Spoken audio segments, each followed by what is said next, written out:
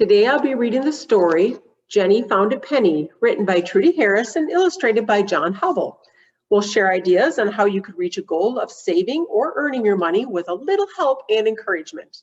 Hi, I'm Bev Doll with the University of Wisconsin-Madison Division of Extension, and I welcome you to UW Money As You Go book read. In today's story, Jenny works very hard to save money for something she wants. She saves money she finds, earns, and gets as a gift. Jenny takes her money to the store to buy what she wants and gets a surprise at the end. I wonder what the surprise will be. So after the story, we'll talk about some activities you can try at home, which can be found in the parent guide from the Consumer Financial Protection Bureau. You can also find out more about Money As You Grow bookshelf at the website link shared at the end of this video. So let's begin. Jenny found a penny. Jenny found a penny in the back seat of the car. She put the shiny penny in an empty pickle jar. 1 penny worth 1 cent into the pickle jar it went. Jenny found 4 pennies underneath her mother's bed. She gave them to her mother. Mom said, keep them all instead. 1 penny plus these 4, that made 5. She needed more. Jenny earned 2 nickels when she babysat her brothers. She dropped both coins into the jar along with all the others. 2 nickels, 5 cents each. Still her goal was not in reach. Jenny earned a silver dime for helping Grandpa Jay. She swept the porch and sidewalk and put the broom away. 10 cents and a dime. Would she reach her goal in time? Jenny got a quarter and a gift from Uncle Ned. Spend your money wisely was all her uncle said. 25 cents more to add to the money that she had. Jenny earned half a dollar, and by her account, 50 cents with all the rest made just the right amount. Finally, she succeeded. She had the cash she needed. Jenny and her sister Kate walked to the dollar store. Jenny knew what she would buy. She'd seen it twice before. One was left high on the shelf, and Jenny reached it all by herself. Jenny gave her money to the dollar store cashier, but the lady shook her head and said, "You've got a problem here. This total somehow lacks 7 cents to pay the tax." Jenny felt like crying as she headed to the door. She worked and saved her money, but still she needed more. Then an awful curse, her troubles went from bad to worse.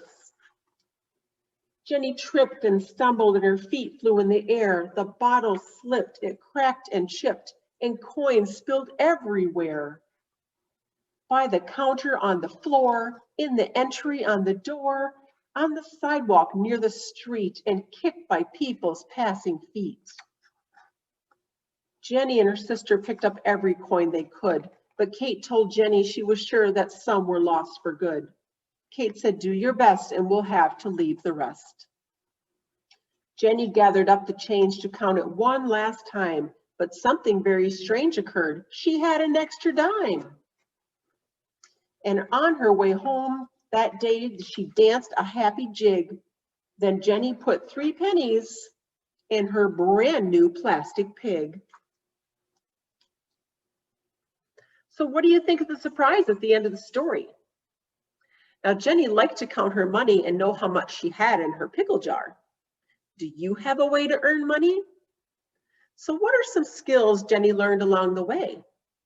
So money can bring about many emotions, and Jenny felt happy when she found money and added it to her jar, but then got very upset when she realized she didn't have enough money to purchase her present. How would you feel? Did you notice other feelings as we read through the book? So here are some questions to talk about. You may want to pause the video after each question to discuss with one another. Where does Jenny keep her coins? Is that a safe place?